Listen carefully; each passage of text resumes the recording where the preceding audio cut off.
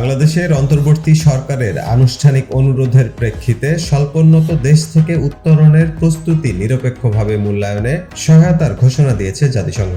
সংস্থার under secretary general এবং স্বল্পোন্নত দেশ, স্থলবেষ্টিত উন্নয়নশীল দেশ এবং ক্ষুদ্র দ্বীপপুঞ্জের উন্নয়নশীল দেশের উচ্চ প্রতিনিধি রাবাবা ফাতিমা সোমবার নিউ ইয়র্কে প্রধান উপদেষ্টা অধ্যাপক মোহাম্মদ ইউনূসের সঙ্গে বৈঠকে এই ঘোষণা দেন।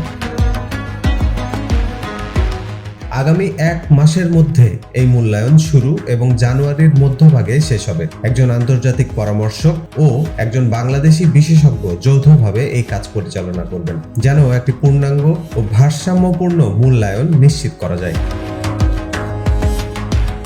প্রধান উপদেষ্টা এই উদ্যোগকে স্বাগত জানিয়ে বলেন, এটি এখন এক আবেগের বিষয়ে পরিণত হয়েছে, তবে এগোতে হলে আমাদেরকে বাস্তব ভিত্তিক প্রমাণ দরকার। তিনি নীতি নির্ধারণে তথ্য উপাত্তের গুরুত্ব তুলে ধরেন। এর জবাবে রাবাব ফাতিমা উল্লেখ করেন, জাতিসংঘের কাছে বাংলাদেশের সর্বশেষ অর্থনৈতিক তথ্য 2 বছরেরও বেশি পুরনো। তিনি বলেন, এর মধ্যে অনেক পরিবর্তন ঘটেছে, তাই হালনাগাদ মূল্যায়ন জরুরি, যাতে বর্তমান অর্থনৈতিক চিত্র অনুযায়ী সঠিক সিদ্ধান্ত নেওয়া যায়। প্রধান উপদেষ্টা বাংলাদেশের ঔষধ শিল্পের ভবিষ্যৎ নিয়ে উদ্বেগ প্রকাশ করেন। তিনি বলেন, এলডিসি মর্যাদার কারণে এই খাত বড় সুবিধা পেয়েছে, তবে উত্তরণের পর সঠিক রূপান্তর পরিকল্পনা না থাকলে এই শিল্প ঝুঁকির মুখে পড়তে পারে।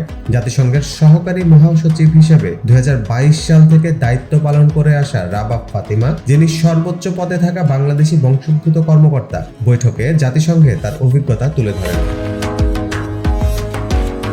প্রধান উপদেষ্টা আরও আগ্রহ প্রকাশ করেন কিভাবে বাংলাদেশের সরকারি কর্মকর্তারা জাতিসংঘের বিভিন্ন সংস্থায় কাজের সুযোগ নিতে পারেন এবং এভাবে আন্তর্জাতিক পরিসরে দেশের সম্পৃক্ততা জোরদার করা যায়। বৈঠকে এলডিসি বিষয়ক মুখ্য সমন্বয়ক লামিয়া মোর্শেদ, পররাষ্ট্র সচিব আসাদ আল সিয়াম এবং জাতিসংঘে বাংলাদেশের স্থায়ী প্রতিনিধি রাষ্ট্রদূত সালাউদ্দিন নোমান চৌধুরীও উপস্থিত ছিলেন। হাসান নয়ন, উইকলি ইনকিলাব।